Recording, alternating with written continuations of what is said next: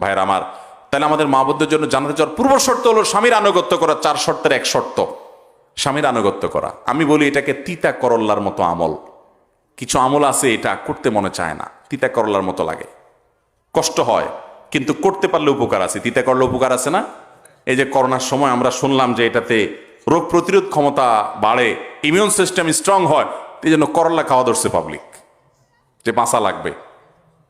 তো ভাইরা আমার, মেয়েদের জন্য স্বামীর আনুগত্য এটা দুনিয়া থেকে উঠে গেছে। অনেক মেয়ে দেখবেন বোরকা পরে, নামাজ পড়ে, কোরআন তেলাওয়াত করে, তাসবিহ পড়ে, সবই ঠিক আছে, স্বামীর কথা মানতে রাজি না।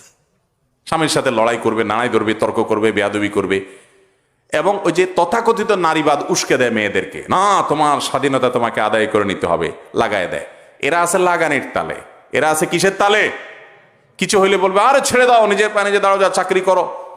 এই ভদ্র মহিলা পরের কাহিনীটা তারা আর সামনে আনতে চায় না, অশান্তি করতে চায়, মিলেমিশে তাদেরকে রাখার জন্য চেষ্টা করে না। যাই হোক, অতএব একজন স্বামীর কর্তব্য হলো তার স্ত্রীর প্রতি তার সাথে তাকে ভরণ পোষণ দিবে, তার সকল বৈধ চাহিদাগুলো, বিশেষ করে শারীরিক প্রয়োজন পূরণ করবে, এবং সেই সাথে স্ত্রীর সাথে সুন্দরভাবে বসবাস করতে হবে। আল্লাহ বলেছেন ফামসিকুহুন্না বিমারুফিন বিল মারুফি আও সাররিহুন্না বিল মারুফ।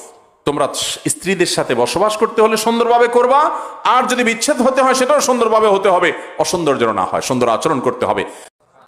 ভাইয়ের আমার, তাহলে আমাদের মা বোনদের জন্য